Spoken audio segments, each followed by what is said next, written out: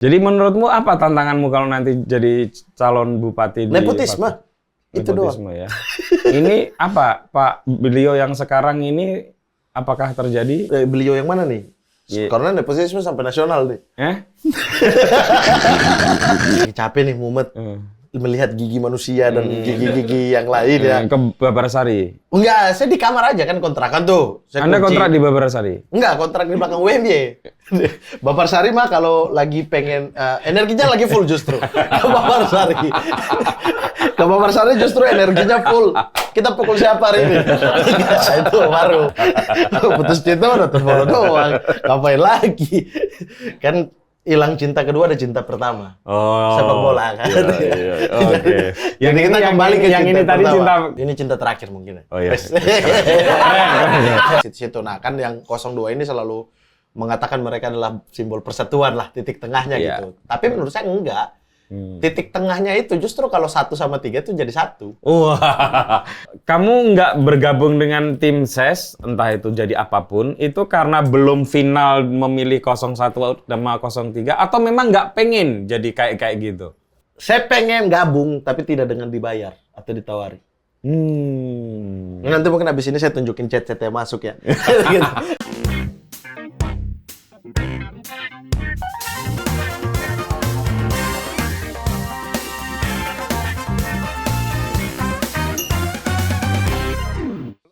Halo teman-teman, ketemu lagi dengan saya Putu TA, Kepala Suku Mojo, dan alhamdulillah akhirnya kedatangan orang yang paling saya kagumi, sekaligus orang yang paling berbahaya. Aduh, makasih loh bro, Muhammad Al-Kadhiri. Makasih juga sudah diundang ke sini Mas Putu. Udah lama memang pengen. Mojok saya udah saksikan lama, tapi nggak pernah diundang, baru ini. Bener kan baru diundang kan? Kita yang nggak pede mengundang dia. Astagfirullah, gitu. Kok bisa nggak pede?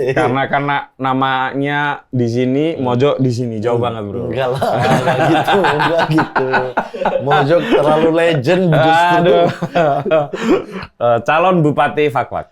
Betul. Iya, betul. Ini jadi teman-teman. Tapi 2024 apa? 2024 dong. Oh, 2024. Masih Oktober ya? Masih bisa ditawar-tawar partai ya?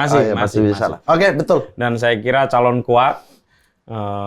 Dan Fak-Fak ini indah sekali. Saya pernah datang ke sana. Pernah? Ya, seminggu saya datang ke sana. Dalam rangka apa tuh, Mas? Saya melakukan riset tentang kualitas pendidikan dan kesehatan dasar di sana. Hasilnya? Seru. Bagus. Anda aja yang tidak terlalu bagus. Jangan sungkan. Menilainya nggak terlalu sungkan. Ya, saya datang ke beberapa kecamatan ya. Di 5 kecamatan untuk sampel. Ya, dari yang mulai Kokas sampai... Tahun berapa? 2000, mungkin kalau nggak 17, 18. Oke, waktu itu masih 9 kecamatan ya. Sekarang udah banyak. Ya. 9, 5 ya yang didatangi ya. 5 tapi diambil sampelnya yang ada yang jauh, ada yang dekat. Oke. Karena kan untuk fasilitas di sana itu yang berat kalau ini fasilitas kesehatan. Kalau pendidikannya oke, karena kepala pendidikannya ini bukan rasial ya. Kepala pendidikannya itu kebetulan orang Bantul. Memang lulusan SPG dulu. Waktu saya ke sana. Siapa? Saya lupa namanya. Orang Bantul. Iya, Kepala kantor pendidikan. Iya. Kepala dinas pendidikannya dulu. Nah itu bagus sekali beliau. Tapi udah lama di Papua. Dan dia yang masih lulusan SPG. Mohon maaf, kalau lulusan SPG itu bagus. SPG itu kan memang dididik untuk jadi guru.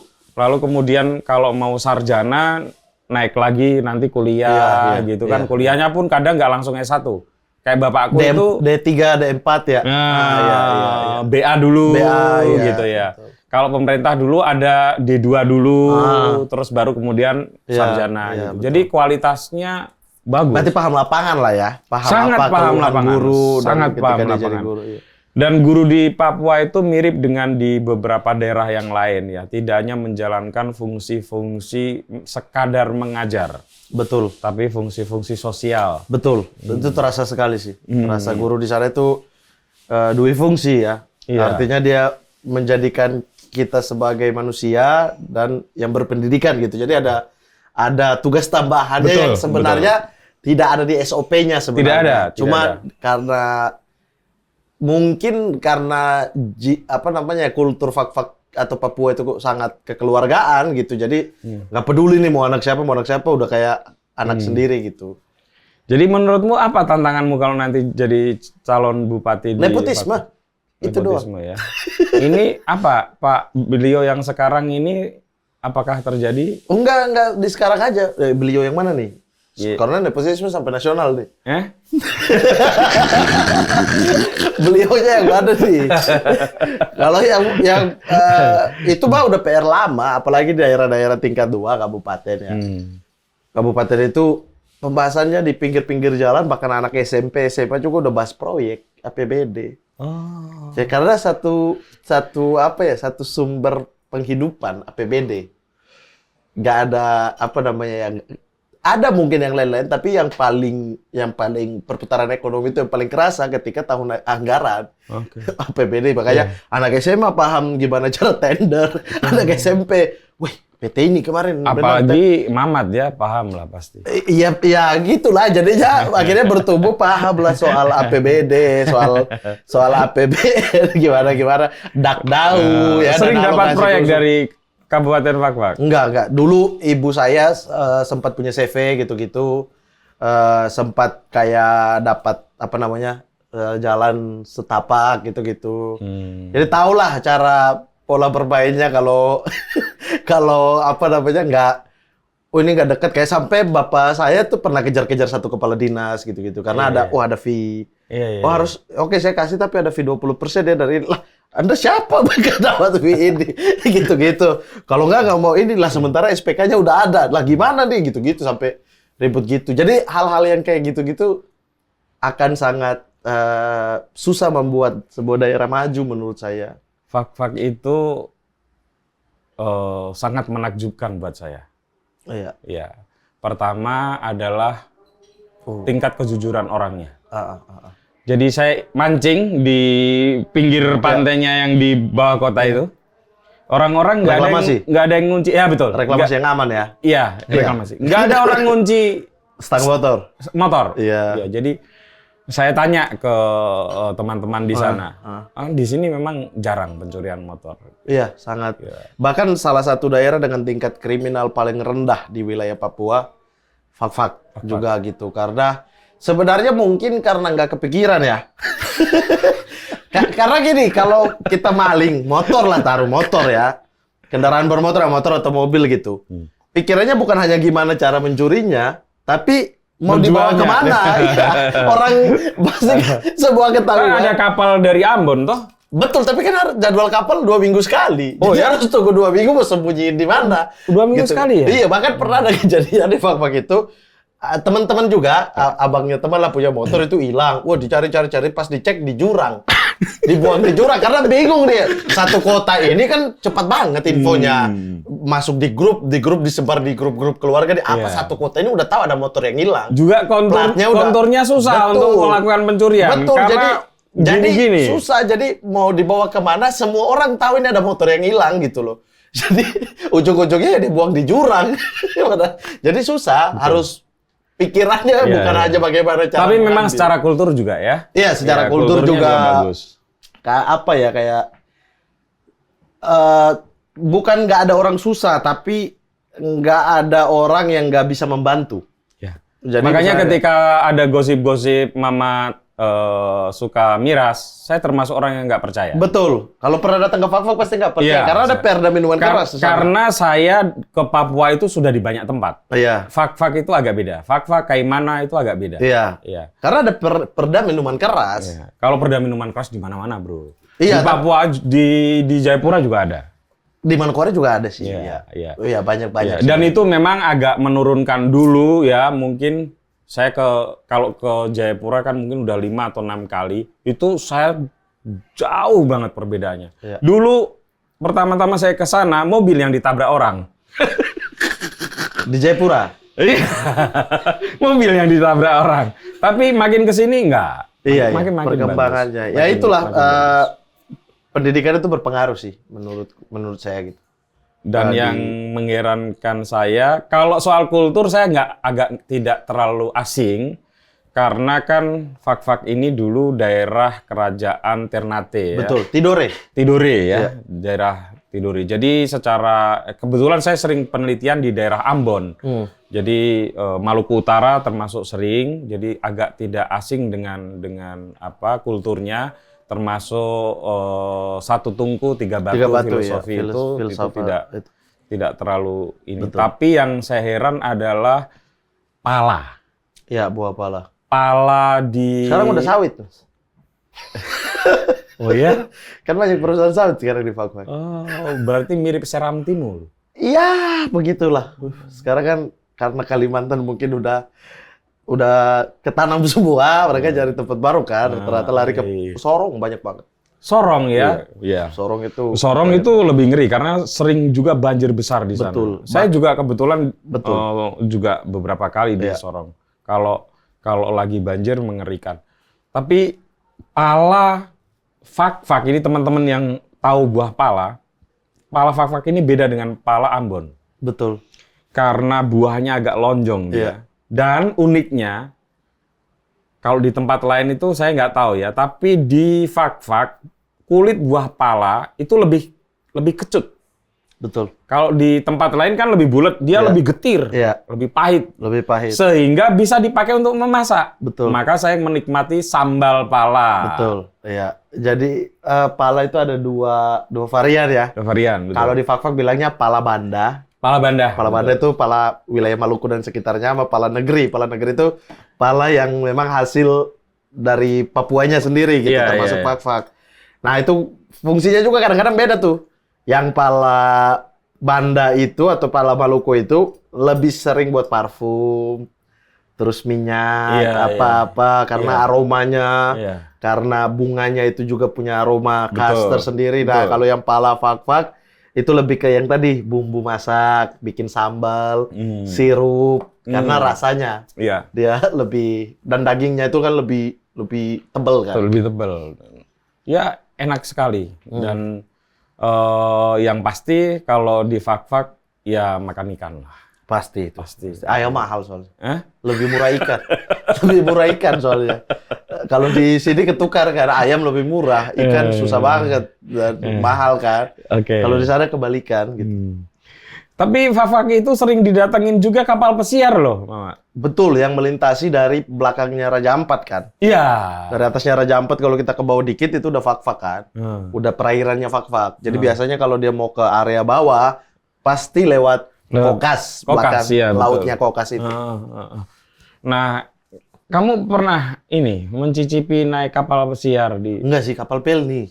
Kapal pelni sama perintis tuh. Sama perintis. Ya, tapi dulu bener kamu sebelum sukses seperti sekarang ini kalau ke Jogja naik kapal? Betul sekali. Tidak naik pesawat. Saya agak ini loh. Betul sekali. Kalau yang Surabaya. Ini saya agak nggak percaya. Saya lewat Surabaya tuh. Karena biasanya tergantung libur sih. Tergantung libur dan tergantung ada kesalahan apa kita sama orang tua. Misal nih, di 2 bulan atau 3 bulan sebelum liburan ini, kita udah banyak minta duit nih. Beli ini. Pasti ada rasa sungkan mau minta tiket pesawat. Jadinya, ya udahlah, sama ngecek teman-teman, pakai apa, yang tanggal berapa. Sesuai nggak libur, kalau rame-ramean, gas Surabaya. Nah, di sini travel Surabaya langsung naik kapal. Nah, itu rame-rame juga nggak kerasa kok sama teman-teman tuh justru enak. Nah, dan itu kan dulu masih di Pelni itu masih ada kelas eksekutif lah. Betul. Ada yang kelas 4, kelas 4, kelas 2, sampai kelas 1. Sama ekonomi kan? Iya, Dek. Ekonomi itu yang rame-rame itu. Kalau nggak pernah yang di situ ya? Pernah juga. Tapi kalau sesekali lah. Iya, misalnya kayak ada uang lebih sama patungan sama teman yang 4 tempat tidur, kelas 4 tuh. Ada berapa gitu-gitu kita patungan buat sewa kamar. Dari Surabaya berapa hari? 7. Betul. 7 hari. Berarti dia kemana dulu? Dia ke Surabaya, dia ke Makassar. Makassar dulu. Makassar Bau-Bau. Oh, ke Bau-Bau. Iya, di Bau-Bau. Itu pasti tuh. Itu berarti gini dulu dia ya? Iya. ke tempatnya si siapa kakak Ari Kriting ya. Itu dulu itu pasti nih, ini rute pasti. Ini kan jalur perkapalan wilayah timur Indonesia pasti lewat dua tempat ini. Bau-Bau sama Makassar, habis itu dia ke Ambon. Kadang-kadang dia Namlea dulu. Namlea, kadang-kadang Namlea dulu, kadang-kadang ada yang jalur Ambon dulu. Ambon, itu Namlea, habis dari Namlea dia ke Banda Neira. Oh, berarti laut ini ya? Laut Banda. Laut Banda? Iya, Banda Neira, dia ke Dobo. Ke Dobo. Dobo Maluku Tenggara, udah mulai ke Papua tuh kan. Iya. Dobo Tual. Masya Allah, Tual. Harus muter kayak gitu? Betul, dia masuk ke, kadang-kadang ada yang lewat Kaimana, kadang-kadang biasanya langsung Tual Fakfak. Nah, tapi rata-rata yang rute sekarang itu Kaimana dulu. Jadi waduh, ini jalurnya kalau teman-teman buka peta itu berarti Surabaya itu gini dulu dia. Iya, dia ke sini ke Tual, baru dia naik ya. Enggak, Tual kan di bawah Fakfak gini, Maluku Tenggara nih. Iya, naik maksudnya. Iya, dia ke atas gini. Dia ke atas kan? Dia lewatin Maluku dulu gini, baru terus ke atas. Iya. Wah. Gitu. Nah, ada juga yang rute cepat, tapi tetap 7 hari sih. Biasanya 6 malam. Yang lewat Kalimantan? Enggak, dia langsung. Dia itu dari Surabaya langsung Makassar Bau-Bau pasti. Baru Ambon, habis Ambon langsung Fakfak. Oh. Nah, itu dulu. Tapi sekarang kayaknya 2 kapal yang masuk ke Fakfak, semuanya rute yang kecil-kecil ini. Yang tadi. Oke, terus tol laut nggak masuk tuh, Fakfak? Tol laut masuk, Perintis tuh, Sabuk Nusantara. Itu salah satu, menurutku program yang keren ya. Dari pemerintah ya. Keren. Harga kapal murah, barang-barang itu bisa berputar dengan cepat. Hampir 2 hari sekali ada kapal itu. Sabuk Nusantara berapa, yang tol laut. Rutenya pun beda-beda dan jauh-jauh. Jadi menurut saya bermanfaat sekali. Tapi untuk wilayah laut ya, apalagi pesisir Maluku atau pesisir Papua tuh bermanfaat sekali. Tapi kamu pasti belum pernah ya mencoba? Pernah. Oh ya? Pernah. Waktu ke Pulau Seram, naik Perintis dulu. Oh, pulang ke kampung halaman? Ke kampung bokap sebenarnya. Bokap, iya. Karena Anda ke dari Seram ya? Iya, yang Bapak. Seramnya Seram mana? Timur. Seram Timur. Iya. Banyak sawit juga di sana sekarang. Wah, aku nggak tahu tuh. Udah lama. Kenapa saya nggak percaya Bro Mamat ini naik kapal? Karena klan Al-Kathiri itu kaya-kaya, Bro. Wah, belum tentu sih tapi. Kebanyakan, iyalah. Enggak sih. Tergantung di mana. Karena di Jakarta banyak banget yang mohon maaf ya. Di Jakarta banyak banget. Klan Al-Kathiri ini terkenal memang orang-orang cerdas. Nah, itu butuh penelitian tuh. Iya. Apakah kita lebih cerdas dari Baswedan misalnya? Iya, itu butuh penelitian kan. Iya.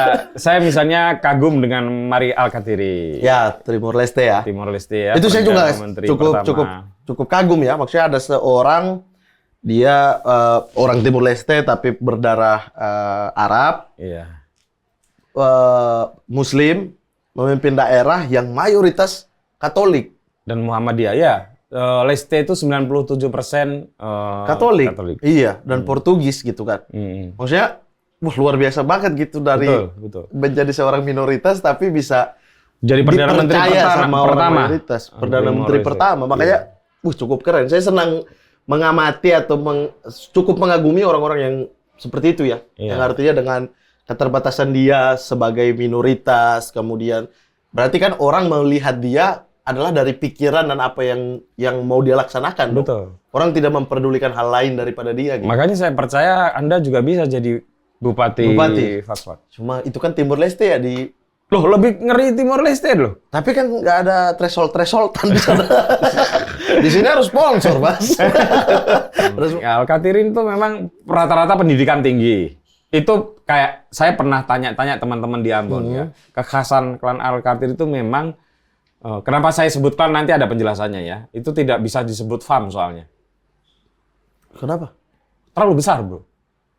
Karena itu dari Hadramaut Anda ini kan? Iya. Iya kan? Tapi itu FAM sih. Iya, kita aja sebutnya FAM ya.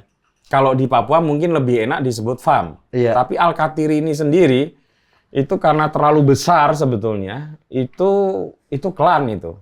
Semua marga yang ada itu sebenarnya klan dong. Ya, tapi kan ada kayak misalnya Atamimi, Hamdan ATT, At-Tamim itu di sananya Bani Iya, Tamim. tapi fam di Indonesia, terutama di Indonesia Marga biasanya, biasanya adalah memang family. Ah, Ya hanya kecil-kecil. iya. Ya, misalnya bukan, kan banyak banget. Di Manado misalnya. Iya. Palembang, itu masih kelasnya itu fam itu. Ada teman saya Ponomban misalnya, itu sebutannya masih fam. Bukan marga, bukan klan, tapi itu biar orang sosiolog aja lah. Iya, Tapi sih. kalau Al-Qatiri kan seluruh Indonesia ada. Ada, makanya kenapa namanya Al-Qatiri kan sebenarnya dari Bani Katsir. Kasir, betul. Bani Katsir artinya banyak kan. Mereka yang paling banyak lah. Betul. Jadi ketika di sana aja udah banyak, yang menyebar juga lebih banyak daripada marga-marga lain dong, fam-fam lain atau bani-bani yang lainnya. Dan kesininya kan melarikan diri. Itu ada banyak. Ada dua versi. Karena kan dulu Al-Qatiri itu punya negara sendiri, Seon. Iya. Di Hadramut kalau kita baca sejarahnya kan. Iya, Nah, maksudnya kalau dibilang melarikan diri bisa jadi kalau ada penelitiannya dan ininya, tapi kalau dia itu Kalah dalam pertikaian politik. tapi Makanya jadi bubar, banyak kan? politikus. Seunnya tuh bubar kan. Soalnya bubar, betul. Ya, ya kan ada versi kayak gitu, tapi kalau begitu yang keluar cuma Al-Qatiri doang gitu. Karena ada bani-bani lain juga yang keluar, masa semuanya melarikan diri. Iya. berarti- Kan nggak mungkin di dalam satu Hadramaut itu yang kalah hanya satu klan saja, kan pasti ada Iya, tapi banyak, kalau klan. kita baca ininya juga pertikaiannya antara mana dan mana, ya semua itu juga keluar pada akhirnya. Pada akhirnya keluar. Pada akhirnya Betul. keluar yang menang dan yang kalah atau Betul. yang bertikai ini semuanya ada marganya di seluruh negara gitu loh. Betul. Di seluruh dunia ini. Nah, bahkan nama Hadramaut pun masih ada silang sengketa. Ada yang menafsirkan Hadramaut itu kan ya orang yang selatan. memang ada yang berasal dari bahasa Yunani, pusat ditemukannya air. Oke. Hidra. Karena dia laut mewah. ya. Iya, hidra dari kata hidra, Hadramaut. Hidra. Tapi ada yang betul-betul maut. Orang yang datang ke situ untuk menjajah pasti kalah dan pasti mati. Oke. Iya. Iya, Tapi bisa dibaca itu iya, sekilas iya. sejarah. Ada banyak tuh. Ada Iya. juga ada buku-buku kayak dulu saya beli di ini apa? Di samping Malioboro. Shopping. Iya, iya. Itu ada kayak sejarah Hadramaut di Indonesia, gitu-gitu, ada klan-klannya, ada apa. Tapi ada yang membantah juga teori Betul, itu. betul. Jadi banyak versi. Banyak makanya versi, ya. Saya pusing. Makanya saya juga kebetulan di akte kelahiran nggak ada marga. Iya. Nggak pakai Al-Qatiri. Oh. Coba saya yang Tapi pengen. benar kan bahwa Al-Qatiri itu aspirasinya itu pendidikan. Kebanyakan. Karena terlalu banyak, jadi beda-beda juga sebenarnya. Oh, gitu. Beda-beda juga. Yang gini aja, dari muka aja juga udah beda-beda nih. Al-Qatiri yang nenek moyangnya wilayah timur pasti akan berbeda dengan Al-Qatiri yang nenek moyangnya Betawi.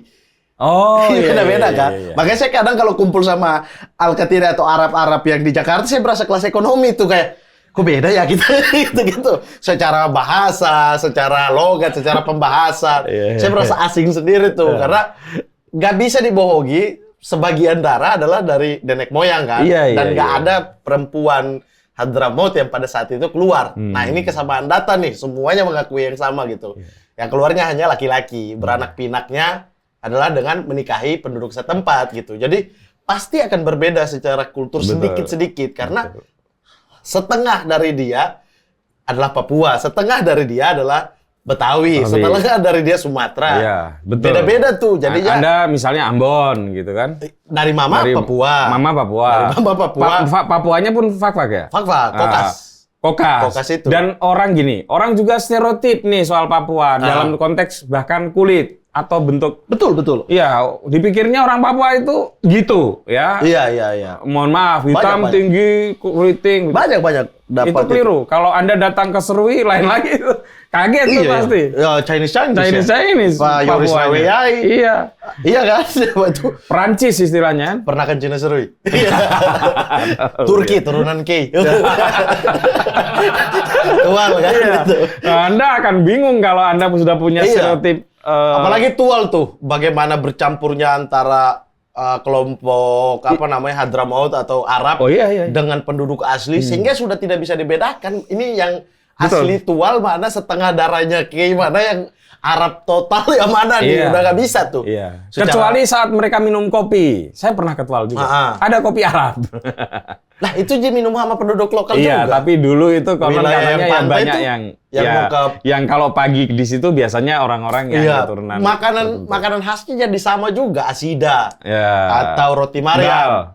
Ya. Iya, roti Mariam gitu-gitu Mariam. udah jadi makanan lokal juga. Iya. Jadi udah sulit gitu loh. Makanya kenapa kalau dibilang kayak kok Arab lebih diterima di pribumi, karena memang setengah mereka itu ya pribumi gitu loh. Iya, betul. Apalagi daerah Maluku. Betul. Iya. Makanya kita juga akan merasa asing. Saya terutama gitu ya. Cukup merasa asing gitu ketika dengan keluarga ataupun bukan keluarga tapi ada Arabnya, tapi yang dari Jakarta misalnya gitu. Ada kok bahasa ini saya nggak tahu ya. Kan diksi-diksinya banyak banget tuh Arab. Nah, di sana Iya. kita nggak pakai. Iya. Kita nggak pakai diksi-diksi itu. Justru yang pakai diksi-diksi justru penduduk lokal. Kayak Harim. Nah, itu umum lah. Itu udah jadi bahasa lokal gitu loh. Soalnya beberapa teman saya yang bahkan sudah berpendidikan tinggi, waktu ke Maluku heran, loh kok di sana banyak orang Islam loh. Al-Mulk itu namanya dulu. Iya. Banyak tuh, banyak. Jadi kalau kita tarik secara sejarah juga memang banyak yang saling nggak Iya. tahu, oh ini ternyata gini, ini ternyata gini. Nah, Tapi pernah ke Hadramaut? nggak, Belum pernah ziarah ke sana. belum ya? pernah. Nah, cuma kalau makanan di sana, makanan-makanan yang diwariskan secara kuliner dari lidah para leluhur ada nggak? Makanan Arab, makanan Hadramaut sebetulnya. Makanan dari Arab itu sebetulnya juga banyak yang dari Yaman kok. Banyak dari India juga. Iya, kayak banyak dari sambosa. India. Iya, Itu kan betul. udah jadi makanan kayak Timur Tengah nih, tapi secara ininya dia dari India, Iya, makanan itu. betul, setuju. Roti Mariam misalnya, itu kan canenya India, Iya, roti cane. nasi gitu. biryani segala itu dari ya. Terus di sini ada itu namanya sop Kurma. Wah, karak. Karak apa ya? Wah, aku aja nggak tahu tuh. Wah, itu menarik itu. Oh, aku nggak tahu. Oh, yang pakai kuah kacang hijau. Ada yang pakai kuah Nah, kacang hijau, ada iya. yang enggak. Semacam gulai ya. Oh iya, rata-rata tuh santan gulai gitu kan. Iya. Di Tapi nggak pakai santan kalau orang sana mah. gulai itu santan bukan ya? Kalau gulai di sini ya. Itu pun dari sana kan, dari Iya. kare. Iya, itu pun masakan yang udah diadaptasi dengan Iya. lidah Nah, lokal. rata-rata kayak gitu, dan bahkan kayak misalnya kita bilang kayak ada satu kue tuh itu orang identikan dengan Arab, tapi kayaknya dari bahan-bahannya enggak deh. Ini kayaknya turun temurun dari zaman kerajaan kayaknya deh. Iya. Asida namanya. Dan Asida. itu hanya di wilayah Ternate Tidore, kerajaan Ternate Tidore, dan menyebar ke wilayah Maluku yang Atas, kerajaan iya. mereka, terus kemudian Papua pesisir. Betul. Nah, kalaupun Arab, mungkin kita akan temukan secara sajiannya di Jakarta misalnya, kelompok Arab Jakarta gitu. Iya. Tapi saya lebih banyak menemukannya di sana. Iya. Di Jakarta ada gitu, tapi nggak tahu nih asal usul makanan ini, karena dia cuma pakai tepung, gula merah, disiram mentega cair. Udah gitu aja. Iya, Yang kayak kari-kari gitu nggak Iya, ada? dia nggak ada kayak tambahan kayak bumbu-bumbu yang Kambing kayak nggak? Aceh. Kambing nggak? Ya? makanan-makanan Aceh Iya, kan banyak rempah kari, tuh. rempah, Dia nggak. nggak kayak gitu. Berarti makannya tetap ikan. Wah, ikan sagu. Nah, gini, kalau teman-teman ini kan berdebatnya bubur diaduk sama nggak diaduk. Iya. Kalau kamu bakar ikan dibumbuin atau enggak? Wah, ini enggak terpisah. Cocok. Bumbunya dipisahin aja. Pisahin, Mau makan-makan betul. ya enggak. Nah, yang mau makan bumbunya bu. Karena di Indonesia Timur itu kebanyakan kalau mau mengetes ikan tuh simple. Ya kan? Segar apa enggak ya? Segar atau enggak itu ya selain fisik, itu Iya. adalah Ketika dibakar, ketika dibakar itu nggak pakai bumbu. dia enggak lembek juga. Ya, dan nggak pakai bumbu. Iya. Karena kalau pakai bumbu dia ditutupi nanti. Betul. Gitu. Betul, iya. Itu Dan dipisah saya aja, colo-colo namanya. Ya, colo-colo. Iya, Betul. dipisah, ikannya ikan biasa aja. Ya kadang-kadang juga kan kita bakar-bakar pas habis mancing, tak, oke api naik. Nanti, Langsung. ya, betul. Yang gini nanti ada tugas dapurnya, siapa? Tugas bikin bumbu. Kamu suka mancing? Suka, kalau mancing suka. Suka, ya. Berenang yang nggak bisa saya. Itulah keunikan saya sebagai orang pesisir. Enggak apa-apa. Sekarang kan banyak pelampung, banyak apa. Santai aja. Bahkan saya di pelampung juga cukup keringat dingin ya, walaupun udah di air ya. Oh gitu. Di pelampung nih, Tapi naik perahu sampan nggak takut? takut. Waduh. Iya, tapi kapal enggak. Dan nggak mabuk Ya laut. kapal gede, Bro. Nggak mabuk laut juga. Saya nggak mabuk laut. oke. Saya nggak takut di kapal, ombak-ombak segede apapun. Di kapal dulu zaman kuliah kan pulang musim-musim timur tuh. Musim-musim timur kan ombaknya, wah. Waduh. Itu yang lain tepar, saya Iya, mah, wah iya, kafetaria enak nih. Lihat air, apa, Oh, gitu ya? tempias ya. Tapi kalau sampan yang kiri Kecil. kanan saya air, Ya. jangankan sampan deh. Saya jalan di jembatan, kiri kanannya air itu saya udah keringat dingin tuh. Oh ya? Iya. Jadi kayak misalnya jembatannya rendah, terus kiri kanan air, wah itu udah.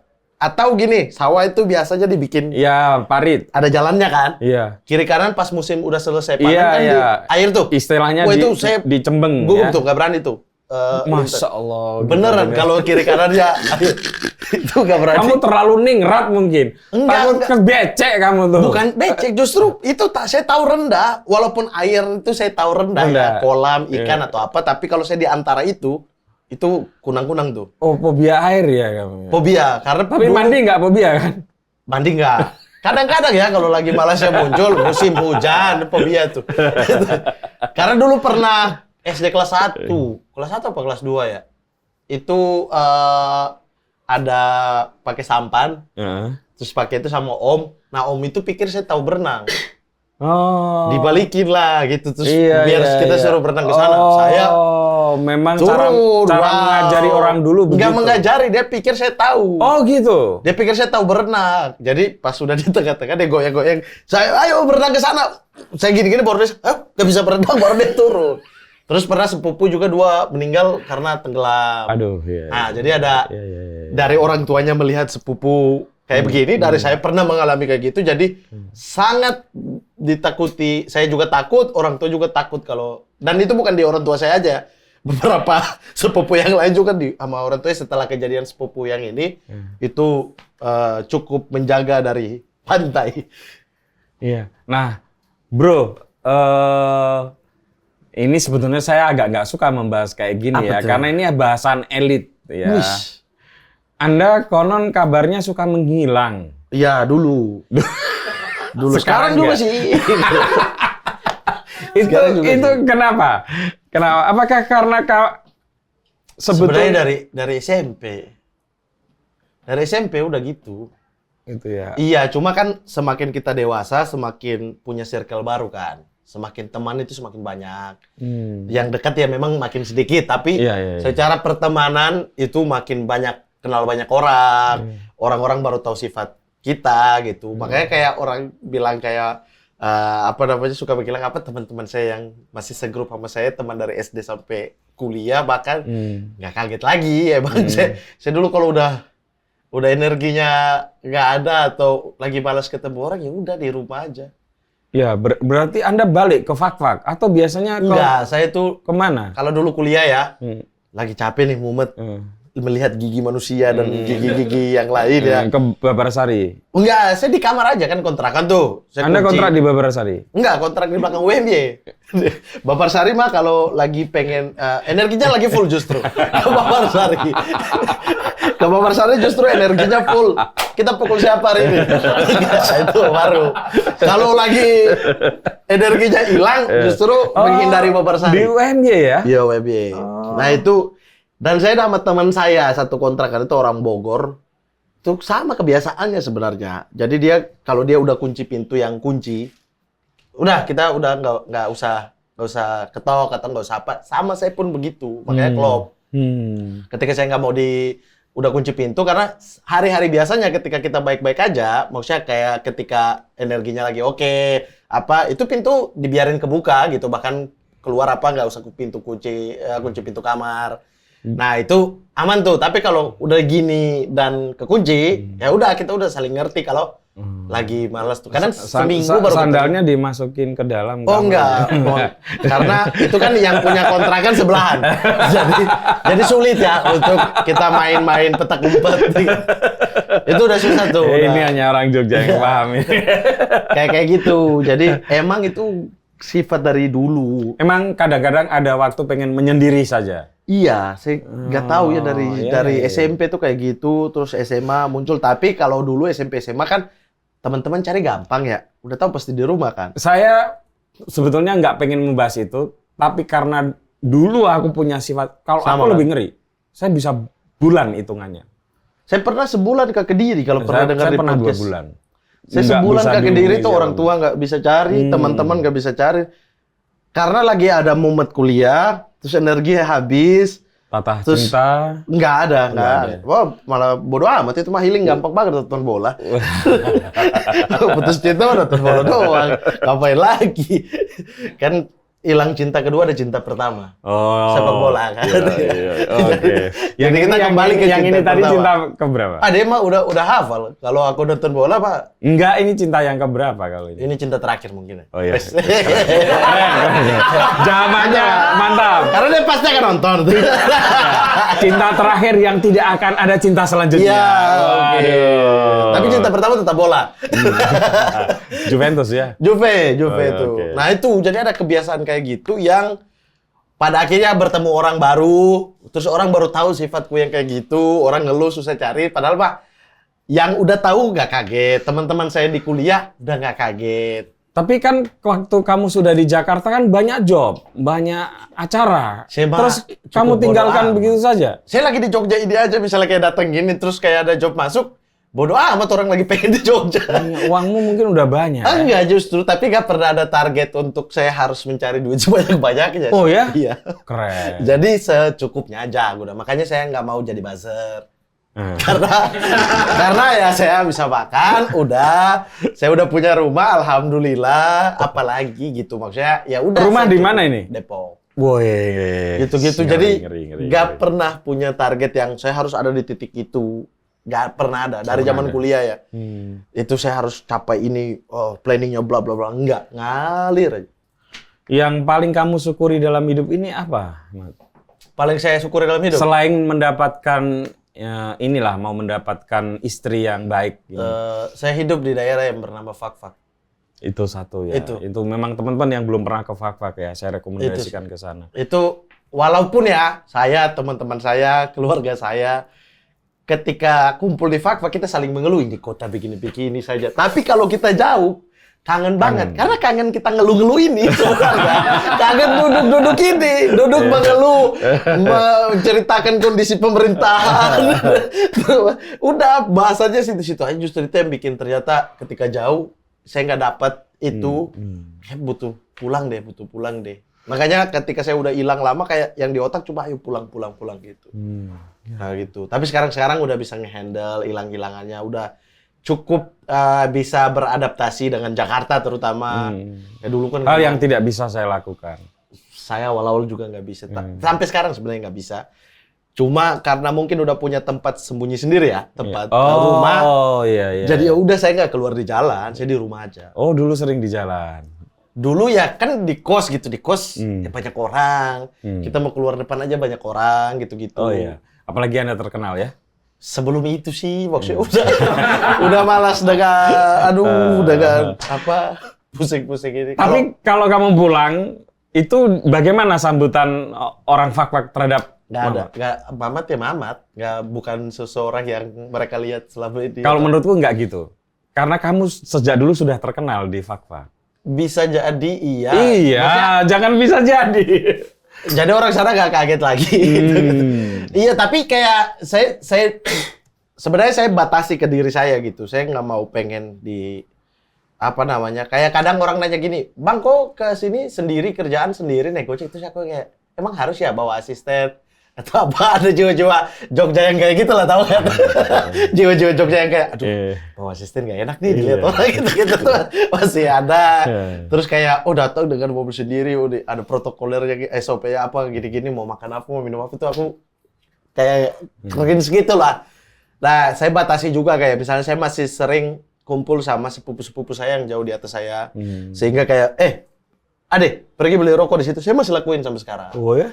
Iya, bahkan ketika pulang kayak di rumah kayak galon habis, saya masih kayak itu. Ketika kumpul sama teman-teman abang-abangan kayak, pakai motor dulu, pergi jemput ini. Saya masih gitu. Sampai dengan saat ini ya. Jadi hal-hal itu tidak pernah saya tinggalkan. Jadi saya tidak pernah merasa saya itu beda.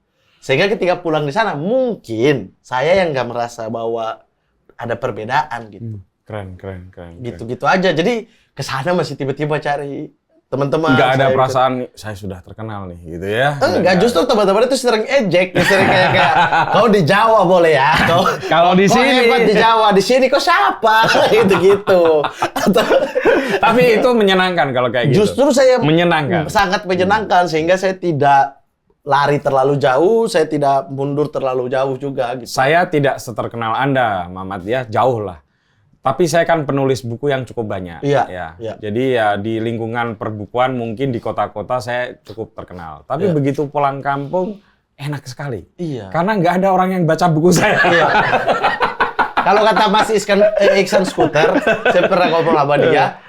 Wah itu hal-hal- cocok, itu tempatnya yang dekat tempatku. Iya, dia makanya aku nyambung banget tuh pas ngobrol. Pernah dia jadi bintang tamu di program aku, terus habis itu kita ngobrol lama berdua. Iya. Ternyata aku bilang, anjir aku kayak bercermin nih sama dia orang gitu. Terus dia bilang kayak, itu titik kita justru sadar bahwa kita itu masih manusia. Justru hal-hal yang di ibu kota ini bikin kita lupa kalau kita itu manusia. Dengan pulang kampung, nggak ada yang anggap kita, orang suruh kita tuh sadar bahwa kita itu masih manusia. Dan kita butuh sebenarnya hal-hal begini. Betul. Untuk Setuju. ngingatin kita kalau kita itu manusia gitu. Manusia biasa lah ya. Iya, apalagi di rumah ya Allah masih dimarahin nyokap, masih disuruh pergi beli gula di warung di Iya, iya. atas. Kalau hubungan anak laki-laki dengan perempuan tuh selamanya anak laki-laki itu tetaplah bocah bagi ibunya. Iya, masih gitu. Makanya Makan disuruh. wah, tidur kalau telat aku Iya. lagi nonton bola terus tidur gitu. Kau ini belum tidur gitu. Wah, marah-marah orang sana lagi ya. Iya gitu-gitu kayak masih aja gitu. Makanya kayak ketika ketemu orang terus kayak misalnya ke kerjaan terus ada LO atau apa kayak Bang Mamat nggak ribet ya, humble banget ya kayak. Lah, emang ini dinamakan humble atau nggak ribet? Lah perasaan ya gini aja emang kenapa harus kayak gitu sih gitu Iya, kayak. iya. Aku kesel banget tuh kalau ada panitia atau apa yang ribet banget. Mereka aja justru kayak, Bang Mamat mau apa? Kita siapin apa? Ini gini. Oh, Bang maaf ya. Maaf mulu sih Mas. Udah gitu. Aku cuma butuh tempat yang bisa merokok. Udah. Nah, gitu iya, aja. udah. Udah gitu. Nanti ada aja. Shopee pun nggak apa-apa. Kayak gitu tuh aku agak ribet sendiri justru dengan gitu-gitu. Nah, udah punya pilihan capres yang akan dicoblos. Sejauh kita tag ini belum ada. Tadi Bang Ari baru telepon nanya. Ini juga Ari kritik. Oh ini jadinya kemana? Ya belum ada. Belum masih. Belum ada yang serak ya? Nomor 1 dan nomor 3 cukup ada di pikiranku. Yang satu saya udah take out. Maksudnya yang satu ya, nomor 2. Nomor 2 saya udah take out. Nomor 2. Ya itu pilihan saya dong, iya, pribadi iya, dong. iya. Saya dari list ini,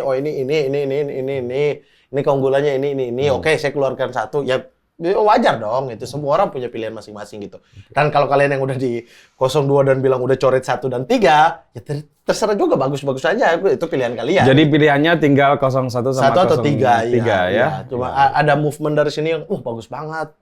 Tapi ada movement dari sini yang bagus banget. Di sini ada minusnya ini. Itu yang masih mengganggu saya. Tapi selalu ikut pemilu. Selalu ikut. Berarti dulu mencoblos Pak Jokowi ya? Saya dari zaman, saya tuh nggak tahu ya, itu sebenarnya secara aturan saya udah cukup atau belum. Tapi di 2009, kayaknya udah deh, saya Udah lah, kelas udah. 3. Saya pertama kali nyoblos itu 2009. Iya. Itu saya udah, bukan 18, saya 18 tuh. Itu saya udah coblos Pak JK waktu itu. 2009 ke 2014. Iya, Pak JK. Udah Pak JK. Memang pernah Pak JK sama Pak Wiranto. Pak Wiranto kan? Iya. Nah, sebelumnya itu juga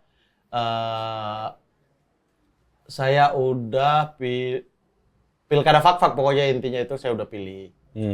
Pilih. 2014, 2019 Pak Jokowi. Pak Jokowi, 2019 juga Pak Jokowi. Jadi Anda ikut andil lah ya dalam Saya masih ada bukti ya, saya pilih Pak Jokowi, ada di Facebook, saya upload.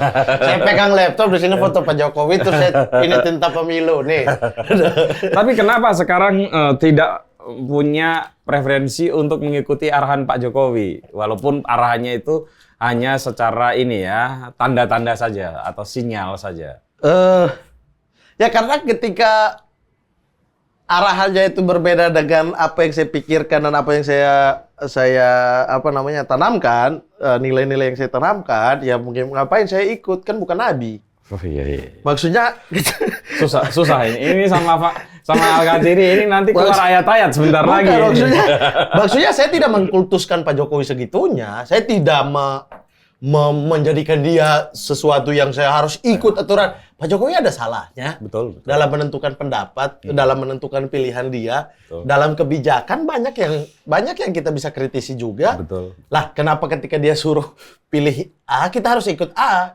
Dan untungnya Anda tidak termasuk orang yang terlalu mengglorifikasi Pak Jokowi dulu ya. Iya, justru saya bahkan memilih dia untuk habis itu dari 2014 ya nggak ada bukti juga sih 2014 ya, tapi ada lah tulisan-tulisan di Facebook lama-lama. Teman-teman saya juga tahu bagaimana saya kesel banget ketika nonton berita mengkritisi ini, kenapa kok ini, kenapa ini gini. Sementara besok paginya saya harus beradu dengan gigi. Mulut orang malamnya politik lagi gitu-gitu. Selalu gitu tuh. Saya dari awal pilih 2019 juga saya putusin untuk pilih lagi. Saya sudah punya sudah punya prestasi waktu itu, maksudnya sudah jadi stand up komedian dan lain sebagainya. Sudah ada yang mendengar saya juga, orang juga tahu saya masih mengkritik dan lain sebagainya. Gitu. Tapi benar nggak sih, Mamat, saya kan jauh dari orbit para selebritas. Benar nggak orang-orang atau teman-teman yang tergabung di 01 atau 03 itu mendapatkan kesulitan ketika berpentas? Menurut circle Anda saja. Ini kesulitan berpentas ini kan ada yang merasa dihalang-halangi project di cancel ya, isu-isunya kan begitu. Saya enggak dengar kan? Enggak dengar sih. Maksudnya yang teman-teman ya? Iya. Yang teman-teman saya enggak dengar karena misalnya Abdur di 01 baik-baik saja. Baik-baik saja, dia baru habis tour juga, show juga. Oke banget juga, acaranya juga oke, gitu-gitu. Walaupun orang tahu dia afiliasinya ke 01. Bahkan di show-nya juga dia fair sekali untuk tidak mengkampanyekan 01 atau pilihan dia. Dia menjadikan semuanya jokes gitu. 01, 02, 03 gitu-gitu. Bahkan orang-orang di belakangnya dia jadiin jokes juga. Jadi fair-fair saja. Anak-anak yang lain juga saya tidak melihat itu. Ada beberapa yang saya dengar misalnya di kelompok 03 gitu udah punya kontrak sama A misalnya gitu, tapi kemudian karena dia terafiliasi dengan 03 kemudian ada beberapa job dia yang pada akhirnya di cancel gitu. Nah, tapi kan alasan cancelnya mungkin dari perusahaannya juga nggak bilang dong betul. Karena kamu di 03 gitu. Atau misalnya gitu ditunda dulu karena saat-saat pemilu misalnya. Bisa jadi walau gitu-gitu, tapi saya belum mendengar itu. Setidaknya dari versi circle-nya Mamat itu tidak ada lah yang kayak gitu. Belum ada ya. Dan mungkin saya juga tidak tahu secara mendalam. Mungkin ada ya. Saya nggak tahu juga. Mungkin ada, tapi saya tidak nanya atau saya tidak mengurusi sampai di wilayah itu gitu. Ada nggak jobnya yang di cancel atau apa gitu? Saya belum pernah nanya kayak gitu ke teman-teman ini. Oke. Nah, pertanyaan selanjutnya adalah ini kan saya nggak tahu. Mamat pasti sebagai politikus yang menyaru sebagai komika gitu ya. Tahu ada gerakan 4 jari? Tahu sih. Tahu. Apa pendapat Anda? Sah-sah aja. Ya. Jangan-jangan ada di balik itu juga? Enggak ada. Saya tidak ada di mana-mana. Kalau gitu kita gerakan 5 jari. Oh, saya ada di gerakan 4 jari karena saya sama Kania kan calon juga tuh di Capres-Cawapres ya, camat nama kita kan. Kania Mamat, Kania Cita, dan Mamat Al-Qadiri camat. Tagline kita, camat bikin palura patuh. Ya itu, kan Noise ada program Capres tandingan. Dan Capresnya Kania, Cawapresnya saya. Nah itu kita bikin nomornya nomor 4. Tagline-nya tadi namanya. Bukan karena gerakan 4. Enggak, itu sebelum gerakan. Jauh lah ya. Sebelum gerakan-gerakan ini gitu. Ya menurut saya nggak apa-apa. Tapi kalau ditanya pribadi, ya saya justru orang yang berharap ada 2 putaran. Ada 2 putaran gitu. Kenapa? Supaya tambah rame situasi. Bukan tambah rame situasi. Tapi kalau saya ya, secara pribadi gitu. Iya nggak apa-apa. Jangan takut dong. Secara pribadi gitu. Saya tuh melihat 2 kelompok, 1 dan juga 3. Itu adalah kelompok yang mewakili pikiran masing-masing. Ideologinya keluar lah gitu. Kelompoknya 3 mewakili kiri, terus kemudian satu kanan gitu loh. Iya. Agak ke kiri, agak ke kanan. Agak ke Nggak kiri. ada yang kiri banget. Iya, nggak ada di yang kiri Indonesia. banget, nggak ada yang kanan banget gitu. Tapi ada ke situ. Nah, kan yang 02 ini selalu mengatakan mereka adalah simbol persatuan lah, titik tengahnya Iya. gitu. Tapi menurut saya enggak. Titik tengahnya itu justru kalau 1 sama 3 itu jadi 1. Wah ini memang politikus Karena andal ini. kapan kita lihat bangsa ini 1955 pemilu pertama kiri dan kanan itu gontok-gontokan. Berlanjut terus tuh. Terus sampai kapan kita melihat mereka di koalisi yang sama? Tidak pernah kan? 2014, 2019 terbagi 2 kelompok, justru kelompok kiri kanan gitu kan. Iya kan? Pada akhirnya ada yang keluar dari kiri, ada yang keluar dari kanan menjadikan satu nih. Iya. Sekarang ini gitu, mereka menamakan tengah, tapi ideologinya enggak dong. Tetap tinggal, pendukung-pendukung yang punya ideologi itu tetap tinggal. Nah, ketika 1 dan 3 ini bersepakat sama, maka itu sejarah di bangsa ini justru. Waduh. Kapan kita melihat kanan dan kiri itu duduk satu meja Iya. untuk berbicara kebangsaan? Kalau itu kesepakatan elitnya bisa, tapi ke bawahnya saya nggak yakin tuh bisa. Justru elit-elitnya adalah elit-elit yang selalu menggaungkan ideologi dong. Iya. Iya, Tapi kan? apakah yang bawahnya patuh atau tidak kan belum tentu. Menurut saya justru ketika ini sang raja keluar dari sarangnya untuk bersalaman dengan sang raja dari kanan. Otomatis menurut Anda para pengikutnya akan ikut. Betul, karena kayak misalnya sekarang, misal ya kita Iya. kasih, Pak Jokowi keluar lah dari PDIP, lalu kemudian membentuk porosnya sendiri sebagai kingmaker, bla bla bla bla bla. Loyalisnya PDIP tetap ada dong. Ada dong. Betul. Mereka ini yang satu komando, menurutku secara ideologi. Iya. Ideologinya berbasis kemana? Kepada PDIP-nya sebagai partai. Oke. Artinya ketuanya bilang apa, dia akan manut gitu. Oke. Nah, di kelompok sini, Pak Prabowo keluar, Iya. bergabung sama Pak Jokowi di tengah-tengah ini. Mhm. Di sini yang kesel sama Pak Prabowo masih banyak dong. Iya. Artinya yang, dia keluar secara pribadi, nilainya tinggal gitu. Mereka ini berkubu ke siapa? Ya ke ulama, ke partai yang ideologinya atau apa namanya garis besarnya adalah Islam. Nah itu masih tetap tinggal dong, mengikuti apa anjuran dari partai ataupun orang-orang yang mereka yakini ada di kelompok kanan gitu. Mamat yakin itu bisa ya? Saya bukan yakin itu bisa, tapi saya pengen lihat deh. Oh, Selama saya oke. hidup ini, Idealnya bisa begitu nggak sih? ya? Gitu, iya. Iya. Bisa nggak sih kanan dan kiri itu seperti Syahrir misalnya duduk dengan Soekarno. Iya. Kemudian bisa nggak Tan duduk dengan Soekarno. Pada akhirnya mereka Bahkan gontok-gontokan Nasir juga. dengan Aidit. Nasir dengan Aidit, gitu-gitu. Bisa nggak mereka duduk bersama memikirkan bangsa? Oke, gontok-gontokan iya, tapi pada apa ruangan yang mereka salaman gitu loh. Nih. Itu sebenarnya sesimpel itu sebenarnya. Keren. Pengen lihat bisa nggak ya? Gitu. Walaupun Padahal itu walaupun mungkin kalah nggak apa-apa, tapi ada Iya. eksperimen politik ya. Iya, karena Hmm. ketika ideologi yang diwakili oleh, bukan diwakili sih, mungkin banyak yang merasa tidak terwakilkan juga ya. Tapi kalau yang berbasis ideologi ini kemudian menjadi satu, kemudian melawan petahana ya. Ini petahana udah nggak ada, tapi kan ini anaknya gitu kan. Atau orang yang dia percayai gitu kan. Iya. Kemudian ini maka kan versusnya itu adalah elitis sama rakyat toh. Kita nggak ingin membenturkan elitis dengan rakyat, tapi ketika rakyat bersatu itu sampai di mana sih ininya? Apakah elit akan tunduk kepada rakyat atau rakyat akan tunduk kepada elit? Di situ aja sebenarnya mainan lingkarannya kan. Sebenarnya pengen sesimpel itu. Jadi pengen lihat kayak bisa nggak ya? Dan kalau ini bisa, ya berarti kan cita-cita Pak Soekarno, Hatta, Syahrir, yang lain-lain dulu-dulu itu ya dengan membuat Pancasila gabungan dari kiri dan kanan justru berhasil di situ. Keren banget nih. Daripada yang mengatakan di Pancasila kita tengahnya, tapi apa nilai apa yang kamu perjuangkan? Itu kan nggak ada. jadi kita nggak bisa bilang ini persatuan kiri dan kanan. Gitu. Iya. Nah, tapi gini, Mamat. Kamu nggak bergabung dengan tim SES, entah itu jadi apapun, itu karena belum final memilih 01 sama 03, atau memang nggak pengen jadi kayak gitu? Padahal pengetahuan politikmu itu luar biasa ya. Dan berani itu. Kamu kan kalau ngeritik kayak nggak ada takutnya. Takut sih. Ada takutnya lah. Sekarang mah belum nikah aja. Tapi kalau orang tua udah telepon, rem juga. Saya pengen gabung, tapi tidak dengan dibayar atau ditawari. Nanti mungkin abis ini saya tunjukin chat-chat yang masuk ya. Gitu. Dan saya abaikan ya. Ada banyak di sini gitu.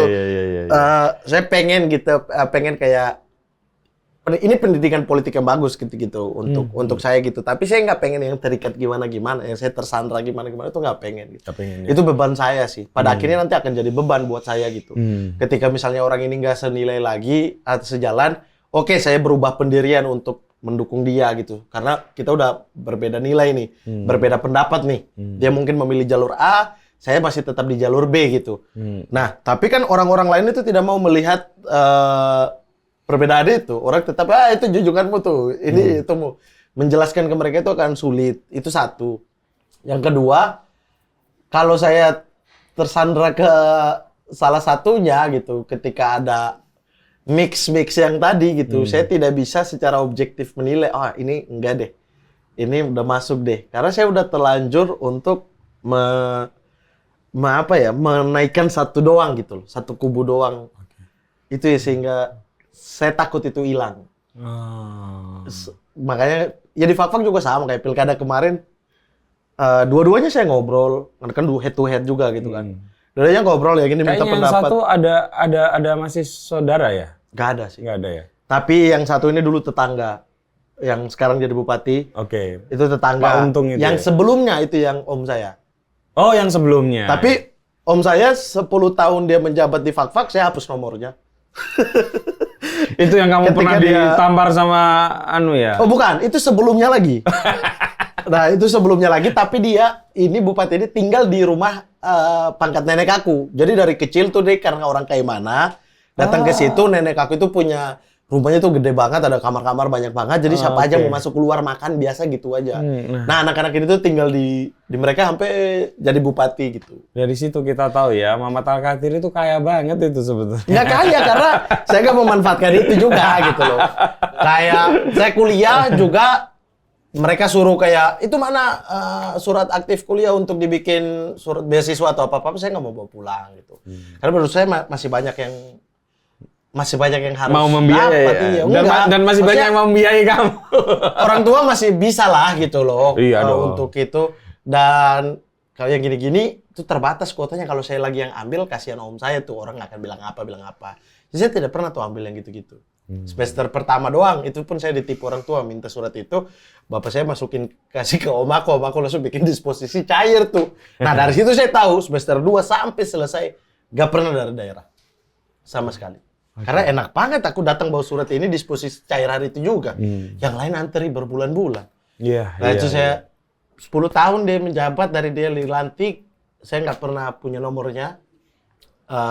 Sampai dia udah turun, baru teleponan tuh. Jadi 10 tahun gak ada komunikasi sama om sendiri, karena dia jadi bupati gitu ya.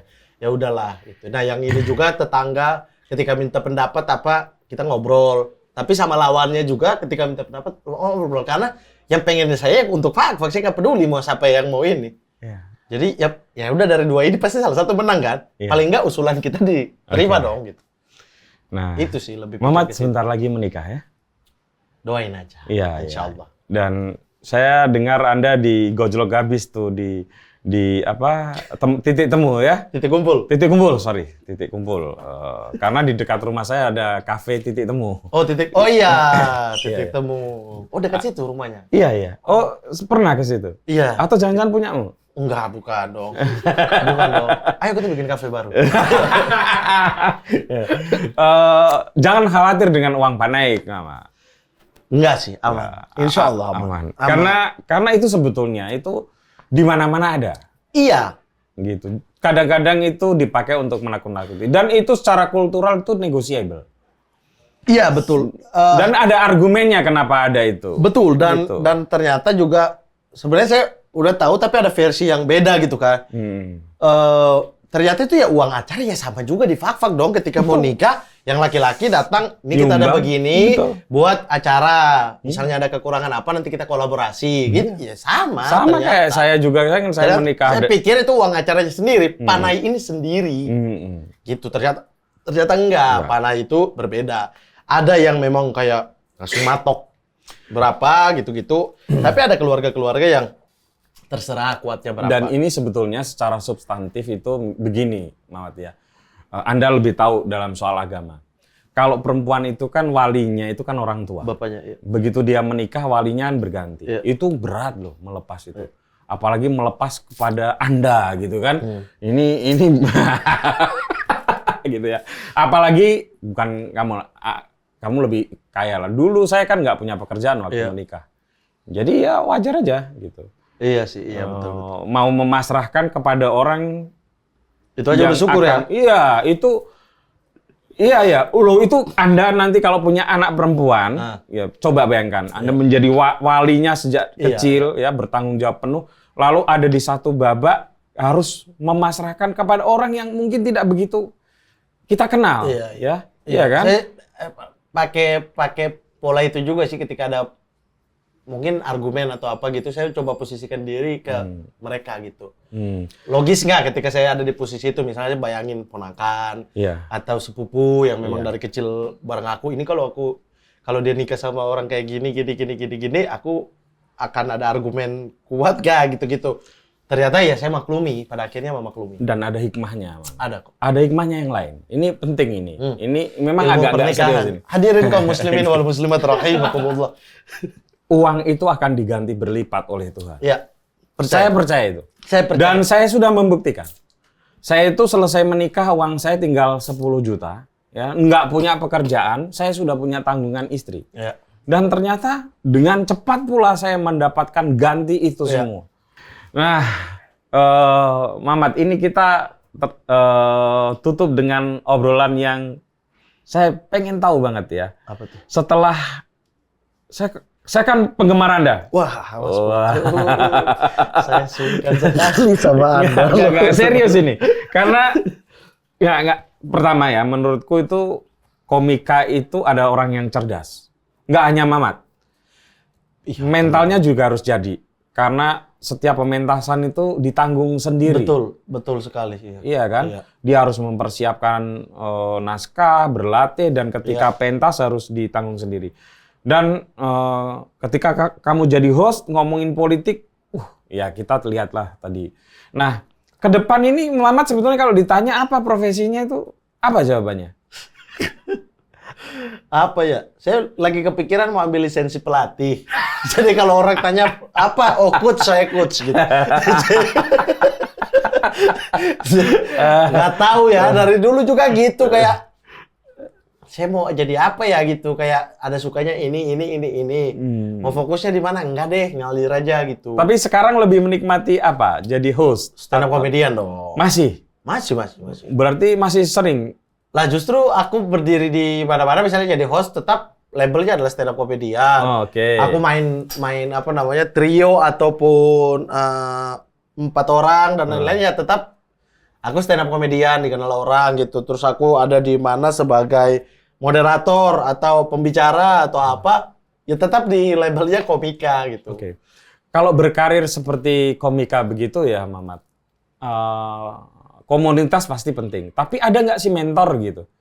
Orang yang bisa kamu ajak curhat, lalu mengajari kamu begitu untuk lebih meningkatkan kapasitas sebagai seorang komika gitu. Komedi itu kan subjektif ya. Oke. Itu di diri kita masing-masing gitu. Iya. Selera komedi, terus sense of humor.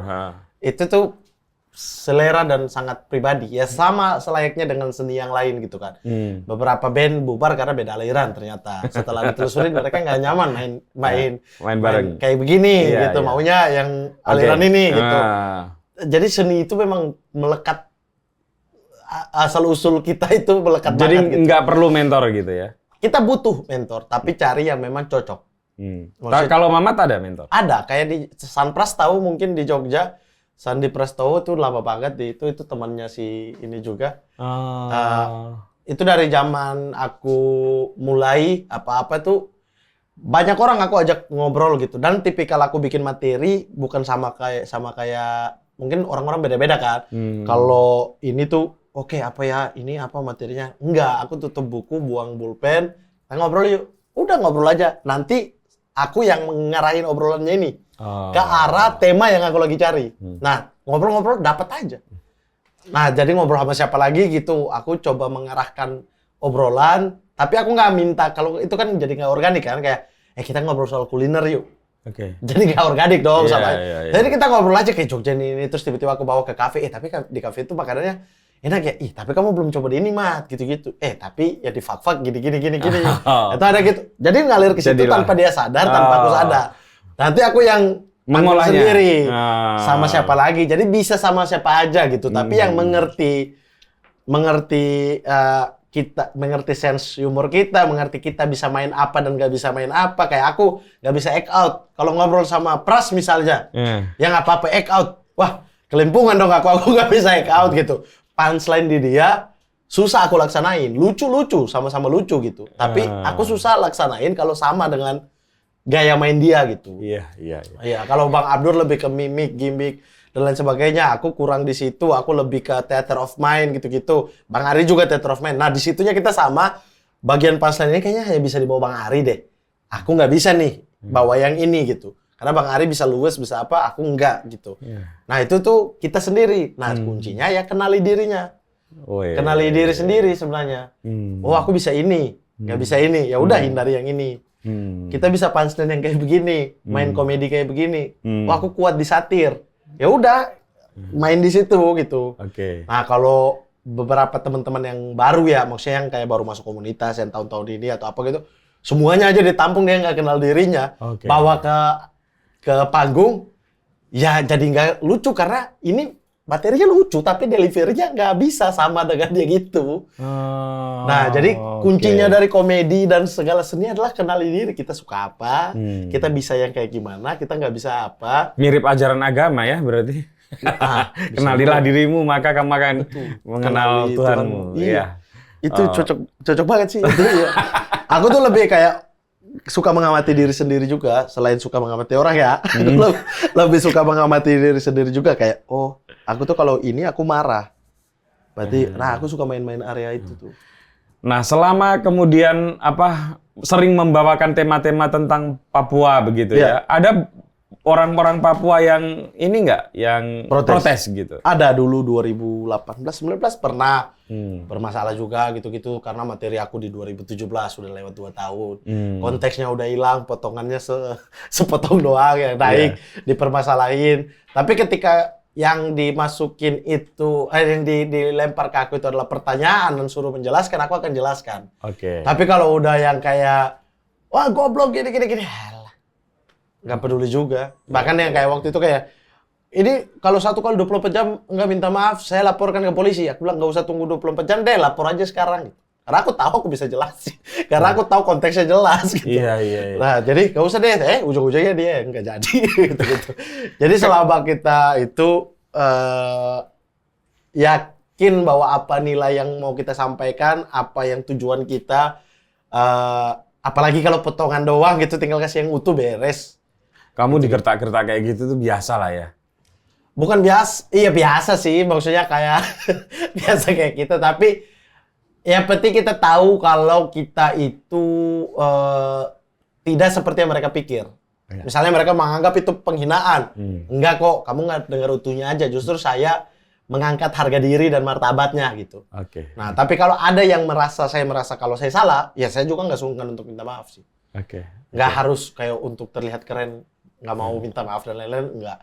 Saya kalau rasa kayak, oh, oke, benar nih, saya dari sudut pandang ini, saya salah, ya udah saya minta maaf. Oke. Kayak yang kasus kemarin yang dilaporin dan lain-lain. Ah. Oke, di bagian ini saya nggak merasa itu salah. Iya. Karena dia datang sebagai anggota DPR, bla bla bla, dia punya imunitas. Iya. Saya masa nggak punya. Oke, tapi secara manusia saya menyinggung orang yang nggak ada di situ. Iya, Salah iya, sih. iya. Ya udah saya minta maaf. Keren sih itu. Nah, Keren, jadi keren ada. banget. Tapi itu juga didukung, Dan- dikasih pandangan sama teman-teman yang lainnya, maksudnya kayak Bang Ajis, Bang Ari. Teman-teman itu luar biasa sih. Orang-orang yang di sekeliling tuh, saya bersyukur salah satunya juga mendapatkan sekeliling yang Baik ya. baik dan keren-keren itu selama kehidupan saya gitu.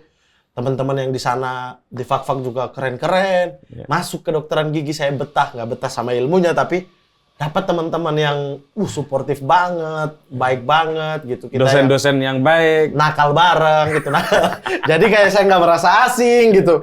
Habis itu mereka juga ngerti, saling tukar informasi. mereka nggak pandang sebelah mata, malah nolong. Jadi pas dapat di stand up, wah di sekelilingnya juga komunitas ini sebegitu kerennya, sebegitu supportnya. Itu salah satu yang bersyukur sih. Saya ditakdirkan ada di sekeliling orang-orang ini. Orang-orang hebat itu ya. Jadi mereka kalau ngerjai kamu di podcast atau apa itu sebenarnya hanya guruan belaka ya. Iya. Di belakang itu sebetulnya mereka sangat suportif ya. Wah, semua sih, bukan hanya saya ya. Iya. Bukan hanya saya, kalau teman-teman yang lain yang bermasalah juga tanggung jawab tetap ada pada kita. Tetapi Betul. kayak pemikiran, kayak kemarin kayak saya ngotot, kayak saya nggak salah, kok ngapain saya minta maaf gitu-gitulah, gitu-gitu. Terus ada pandangan-pandangan kayak gitu tuh.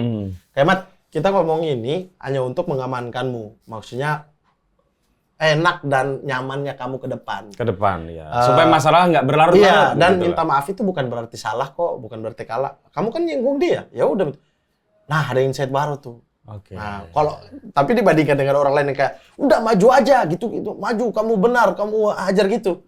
Saya nggak dapat perspektif apa di. Iya. Ternyata ada keinginan lain dari mereka. Dan gitu. belum tentu orang-orang yang seperti itu justru membantu nantinya. Ya, Iya itulah kan? pandangan-pandangan dari Iya. teman-teman kayak ya kita ini tulus karena kita teman, kita Iya. mau bantu kamu aja. Iya. Supaya kamu nggak ribet. Iya. Yang ribet itu kalau laporan diterima terus kamu harus bolak-balik, kasihan kerjaan dan lain-lain. Iya juga ya. Maklum. Terus iya. Di Indonesia itu sekarang sebetulnya pabrik kompor. Iya. Makanya, wah, komunitas ini sih keren menurut saya. Keren ya. Keren. Mereka bisa support di satu sisi, tapi memberikan dirimu sebuah kreativitas dan sebuah tanggung jawab itu juga tetap ada. Bahkan berbeda pilihan politik pun tetap nggak masalah. It's okay It's ya. okay. Dari zaman 2014 kan kayak Abdur di Prabowo, 19 Abdur di Prabowo juga gitu-gitu. Anak-anak lain di Jokowi, tapi ya di komunitas mah tetap Abdur tetap keluarga Teman gitu. kita, gitu ya. Iya. Iya. Sekarang juga terpisah-pisah, ya udah. Stand Up Indo tidak memihak mana-mana, silakan pribadi masing-masing, tapi bertanggung jawab. Kalau ada apa-apa kita bisa support, bantu secara misalnya kayak ada masalah atau ada apa, Stand Up Indo akan bantu secara ini, tapi tanggung jawabmu tetap juga ada. Keren banget sih menurutku, sangat keren. Makasih, Muhammad. Makasih juga Mas Putu. Senang sekali ya. Dan saya harap ya teman-teman penonton ya, kita bisa meniru teman-teman dari komunitas komika Indonesia ya. Pilihan boleh beda. Ya, di atas panggung boleh gojol-gojolkan kalau orang-orang Jawa bilang ya. Iya. Tapi di belakang itu mereka saling support dan ya sudah pilihan politik. Tapi ngopi bareng tetap ngopi bareng. Iya. Kalau ada masalah tetap bisa diselesaikan secara bersama-sama. Betul. Bukan, iya karena ya apalagi konteks pemilu ya. Udah lama maksudnya tetap bertempat karena kita kan bisa nggak bisa yang orang lain butuhkan dan dia merasa salah satu mewakili, kita nggak bisa ganggu gugat. Orang itu pendapat pribadi dia, Betul. itu pikiran dia dan itu keterwakilan dia gitu. Iya. Dia merasa itu. Kita nggak bisa maksain juga. Jadi karena kita nggak bisa maksain, ya buat apa saling ribut? Ya udah masing-masing, santai. Betul. Itu ketika saya kutip kata-katanya Bang Panji, ya karena kita kan sama aja, bukan sama tetap kerja cari makan, bukan. Karena kita harusnya akan sama saja tetap mengkritik siapapun yang jadi presiden ketika dia lakukan kesalahan. Persis. Jadi ya udah, kita tetap sama aja. Jadi jangan ribut deh. Santai-santai aja. Santai aja. Dan yang jelas, presiden itu mungkin hanya 5 tahun, paling panjang 10 tahun. Betul. Tapi stand up comedy dan humor dan pekerjaan kita itu adalah pilihan yang mungkin akan kita kerjakan puluhan tahun. Iya, dan saf aja harus dirapatkan kan. Apalagi yang lainnya. Iya. Ukhuwah dulu deh, ukhuwah dulu. Ukhuwahnya dimantepin. Jangan berasa pengen negara maju tapi ukhuwahnya berantakan. Gak bisa dong. Baik, terima kasih. Makasih. Muhammad. Mas Luar Putu, biasa gokil. ya. Semoga Roma bisa sedikit di atas ya. Paling nggak bagus dikit aja gitu, nggak perlu muluk-muluk deh, Champions nggak usah deh gitu, baik-baik aja gitu lah. Iya, Setelah tapi Mourinho hilang. setidaknya kita belum pernah kena kalsiopoli. Hah? Kita kan belum pernah dihukum kalsiopoli. Ini kayak orang-orang bilang 02 terlibat atau bilang 01 politik identitas. Enggak, tapi oke, saya terakhir cek. Tes deh. Kenapa Juventus disebut Nyonya Tua? Karena ini klub kultural yang lama sekali. Oh gitu. Karena kan kita biasa sebut Ibu Pertiwi. Oke. Iya kan, kita sebut apa itu? Kalau di Maluku ada Nusa Ina. Ina kan mama kan. Ini bener nih. Iya dong, Iya, maksudnya ya. Iya. Pendapat saya pribadi ya. Ya maksudnya Iya. sehingga karena ini kulturalnya sangat melekat sekali dengan Juventus, nilai-nilai itu ada pada keibuan. Iya. Selalu dilambangkan dengan ibu, maka Juventus juga. Ya. Kan Roma udah punya thanks. Amerika. Iya. Iya. Enggak, tapi thanks nanti apalagi kalau Vlahovic pindah ke Roma. Oh, dia udah bilang enggak, cinta dia Juventus. Sampai ketemu lagi dengan tamu kami selanjutnya. Allegri aja ke Roma. Makasih Mas Makasih, Utut. makasih, Mantap. ya. Siap.